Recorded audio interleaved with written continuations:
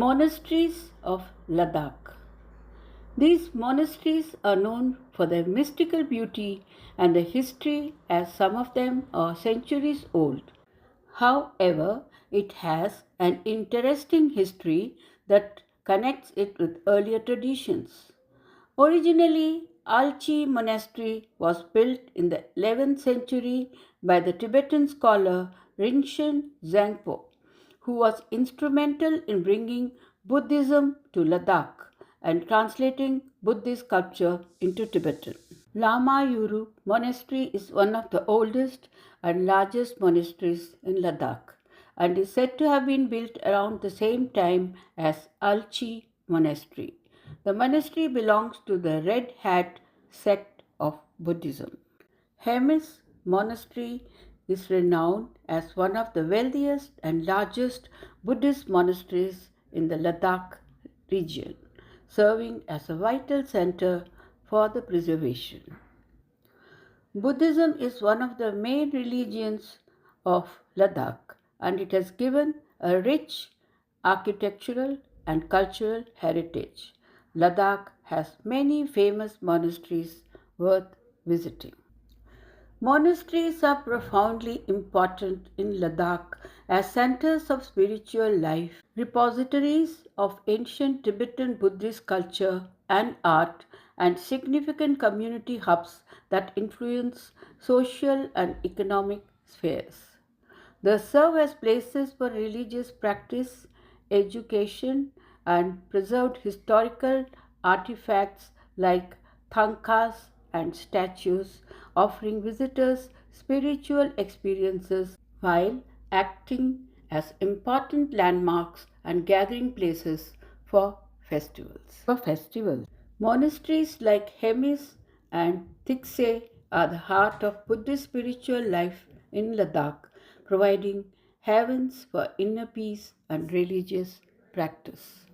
Due to Ladakh's historical ties with Tibet, monasteries are a primary way the region maintains its distinct Tibetan cultural identity, evident in their architecture and traditions.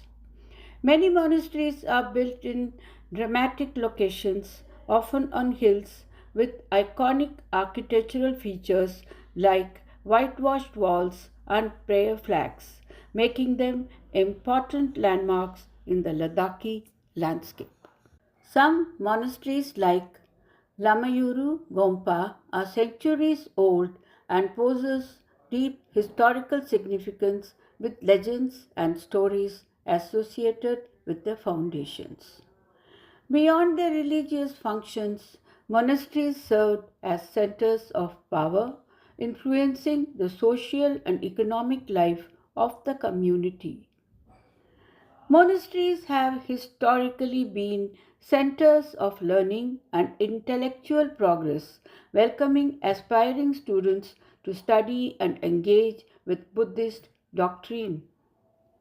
Monasteries were important contributors to the economy with their activities and systems impacting the broader economic structure of Ladakh.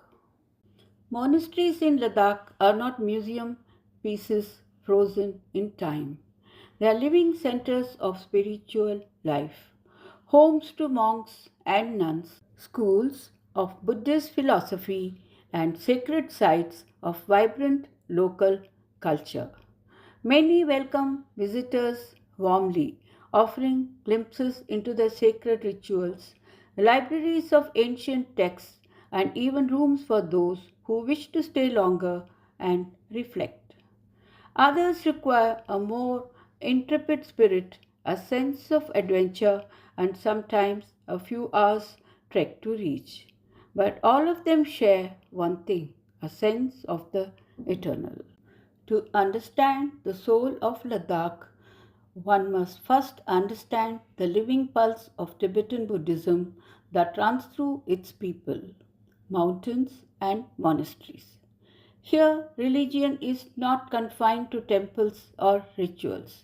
It spills into daily life, travel routes, and the landscape itself.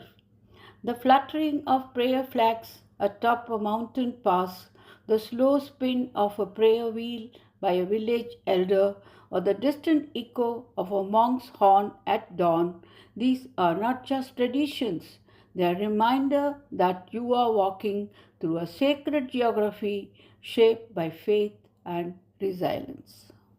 Buddhism arrived in Ladakh as early as the 2nd century, but it flourished in full color during the 10th to 15th centuries when monasteries were built across the region with royal patronage and spiritual purpose. Influenced by the broader Mahayana tradition and rooted in the Vajrayana school, Ladakh's monastic system evolved under four major Tibetan Buddhist lineages: Gelug, Nyingma, Sakya, and Drukpa Kagyu. Each lineage brought unique teachings, ritual, monastic custom, and architectural styles that still distinguish the Gompas of today. The Gelugpa tradition is perhaps the most widespread in Ladakh, with grand monasteries like Thiksay and Spituk following its teachings. The school emphasizes monastic discipline and scholarly study, and it traces its spiritual leadership to the Dalai Lama. Meanwhile, the Nyingma school, the oldest of all Tibetan lineages, can be found in places like Taktok Monastery, known for its cave meditation sites and tantric rituals.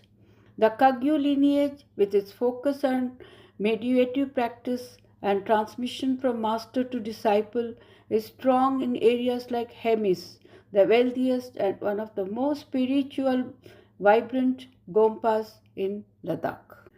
What makes Ladakh Buddhism distinct is not just its doctrinal background, but its integration with the landscape and daily life. Many monasteries are built in natural harmony with the surroundings, carved into cliffs, built atop rocky spires, and nestled in quiet river valleys. These spiritual centers often serve multiple purposes. They are schools for young novices, places of worship, community gathering spots, and guardians of ancient manuscripts and sacred art.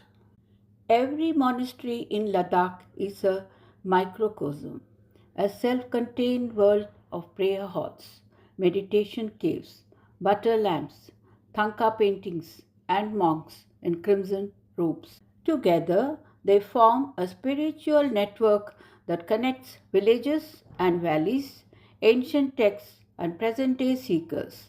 Understanding this web of monasticism helps you not only navigate your journey through Ladakh's sacred spaces, but also to grasp the spiritual heritage that continues to shape its identity in the modern world.